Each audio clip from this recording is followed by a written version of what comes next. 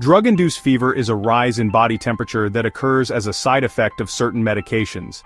This condition can be alarming for patients, but understanding its causes, symptoms, and treatment is crucial for effective management.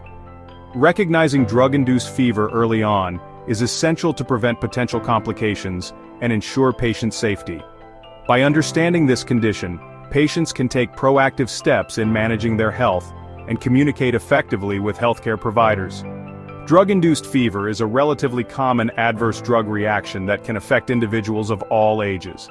It is characterized by a fever that develops in response to the administration of a specific drug, usually within a few days or weeks of starting the medication.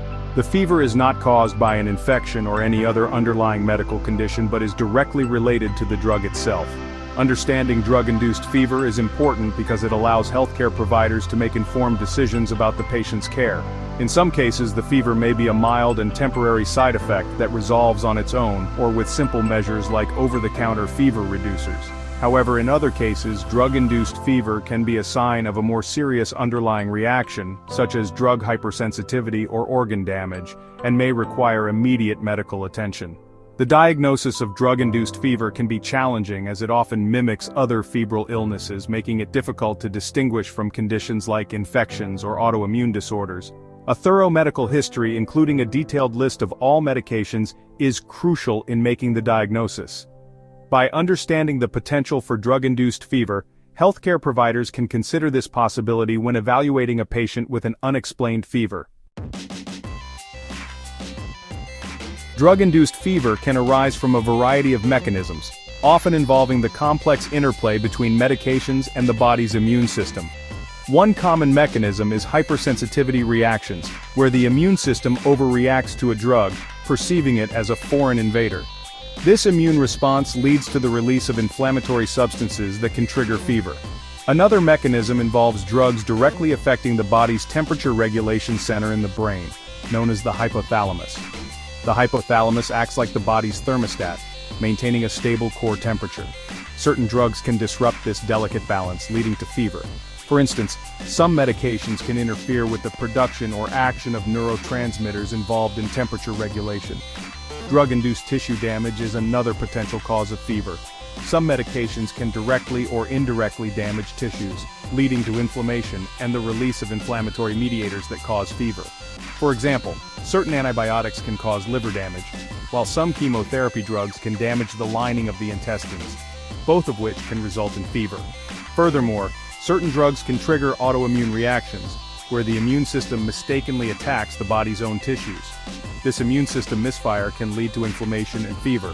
For example, some anticonvulsant medications have been linked to drug-induced lupus, an autoimmune disorder that can cause fever, joint pain, and other symptoms. Lastly, some drug-induced fevers occur due to idiosyncratic reactions, which are unpredictable and not related to the drug's usual action or dosage.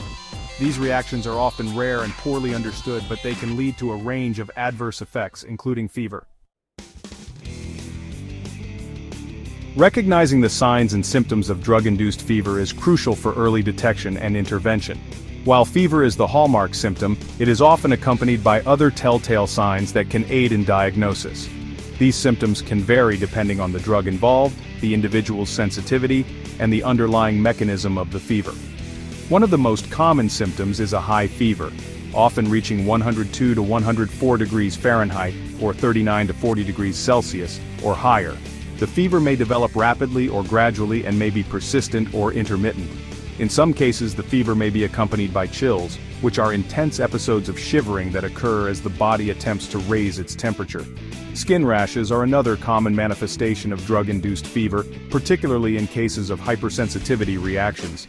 These rashes can vary in appearance, from mild, itchy red spots to severe, widespread blistering. The rash may be localized to the area where the drug was administered or may be generalized, affecting the entire body. Fatigue is a common symptom associated with many illnesses, including drug-induced fever.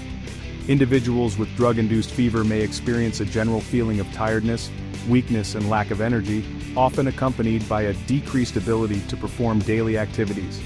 In some cases, drug-induced fever may also present with relative bradycardia, a condition where the heart rate is slower than expected for the degree of fever. This is in contrast to most infections, where the heart rate typically increases with fever. Other possible symptoms include headache, nausea, muscle aches, and joint pain. These symptoms can be vague and nonspecific, making it even more challenging to diagnose drug-induced fever based on symptoms alone. Therefore, a comprehensive medical evaluation is essential for accurate diagnosis. Section 4. The Diagnostic Puzzle, Identifying Drug-Induced Fever. Diagnosing drug-induced fever is complex, requiring thorough medical history, clinical suspicion, and exclusion of other causes. No single test exists. Timing of fever and medication history are crucial. Discontinuing the suspected medication can help confirm the diagnosis.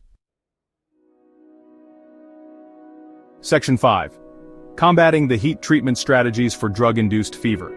Treating drug-induced fever typically involves a multi-pronged approach, focusing on discontinuing the offending medication, providing supportive care to alleviate symptoms, and addressing any underlying conditions or complications.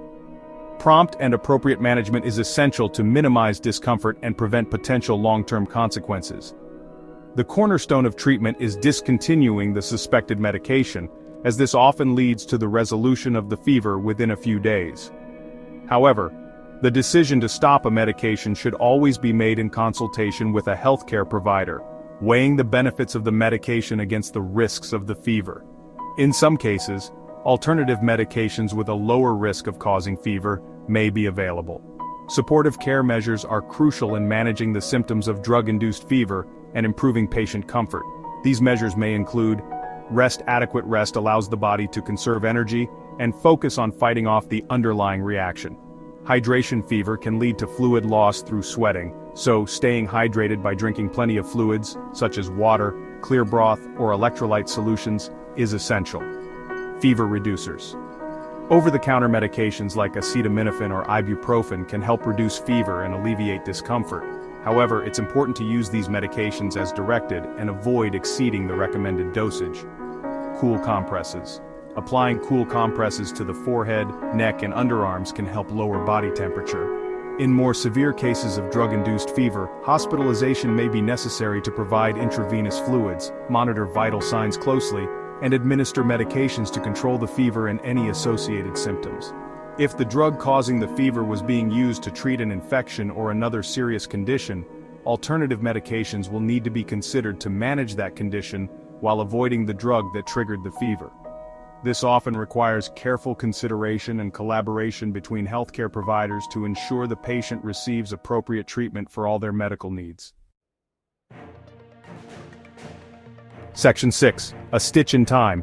Preventing drug-induced fever. While not all cases of drug-induced fever are preventable, several strategies can help minimize the risk, particularly in individuals with a known history of drug allergies or sensitivities. These strategies focus on enhancing communication between patients and healthcare providers, promoting medication safety, and raising awareness about potential drug reactions.